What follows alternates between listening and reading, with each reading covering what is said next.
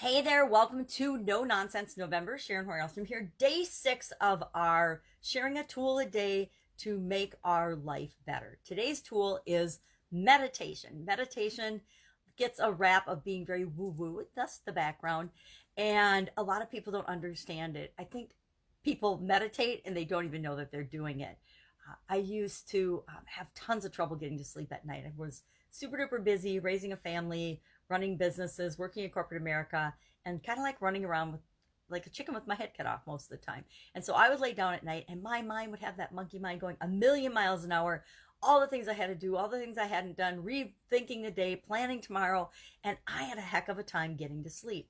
And somebody recommended that I start listening to meditations at night. So I started playing meditations on a CD player. Yes, a CD player, back when they had those, by my bed. And I didn't use headphones because I could never sleep in them. They were really uncomfortable to me, but supposedly that makes it more effective. So I just used and listened to the meditation tapes. And I found that within 5 minutes, I was asleep, out cold, sound asleep when I listened to meditations. And pretty soon it got to the point where I didn't even need meditations anymore after a couple of years. It was actually years I listened to them because I liked them. I liked to lay down in bed and then know that I would be having a peaceful, restful sleep within 5 minutes of my head hitting the pillow. And that's really, meditation can be used for that. It can be used to improve sleep. It can use to improve focus. It's one of those strategies and techniques and tools that has been not only proven by practitioners, but scientifically and medically proven as well to have not only both physical and health benefits as well as mental health benefits, right? It increases our self-esteem. It gives us better focus. It helps us to concentrate. It reduces our stress. It can it can reduce anxiety and depression and actually all emotions. It can give you more of what you want for emotions and less of what you don't want for emotions. Fosters kindness, which is one of my favorite things about it. So it improves our relationships. It also increases our self-awareness and our self-esteem. It helps us fight addictions. So I heard a saying the other day, I can't remember what it was. It was kind of about addictions or medication and our own addictions. We either are medicating ourselves in some way, shape, or form, or distracting ourselves, or we are creating things and out making our life better. And I can't remember the two words, but it was really interesting perspective. And I hadn't heard it phrased that way before, and I found it really interesting.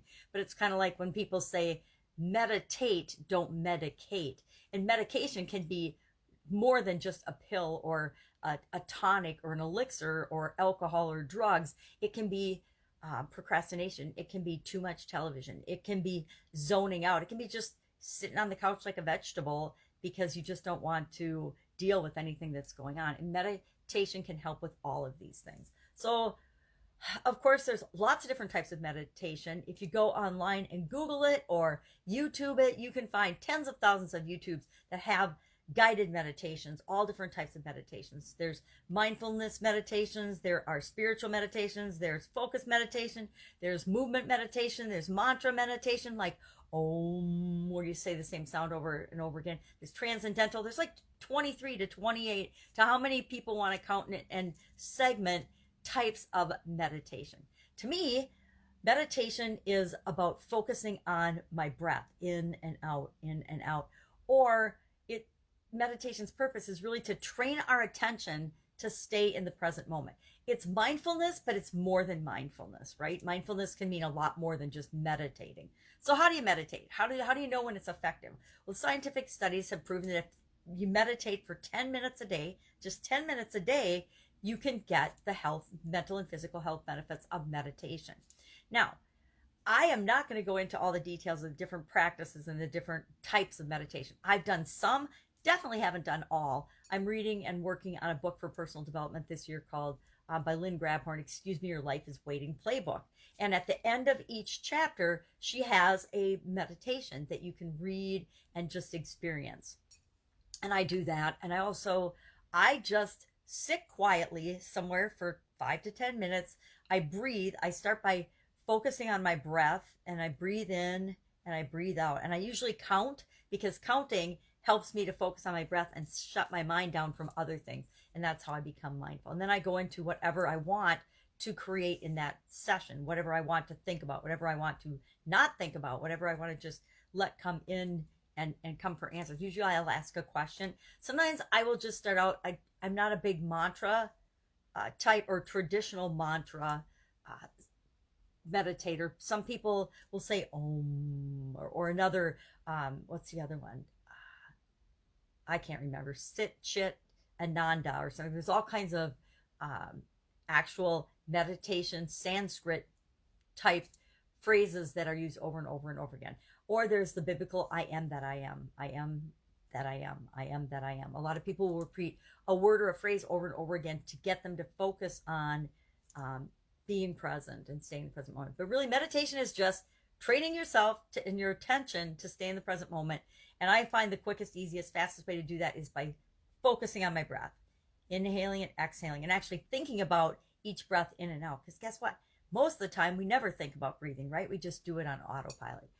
So meditation is our tool for the day. I would love to know how meditation has impacted you if you've done it. If you've never tried it, I invite you to hop online, hop on YouTube, find a meditation. Now more than ever, we need to find ways to self-soothe and take care of ourselves, especially with all the chaos and the craziness that's going on in our world with COVID-19 and everything. We need to make sure that we are doing things that we can do. And guess what?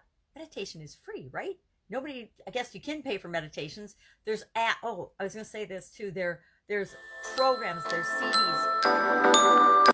There's all kinds of, I don't know if they have CDs anymore, but there's downloadable programs. YouTube has literally tens of thousands of them. There are apps you can get on your cell phone and you can have different meditations for any type of thing that you want to work on in your life. It's a lot like hypnosis. We'll talk about hypnosis maybe down the road, but, and self-hypnosis, because they're free tools. They're free things that you can do right now to improve your life. Why wouldn't we want to do that? It's our tool for today. Have an awesome day. I'll be with you tomorrow with another no nonsense November life tool, life skill, life hack, whatever you want to call it. Things that you can use right now to make your life better. Have a great day. Any questions? Hit me up in the comments below.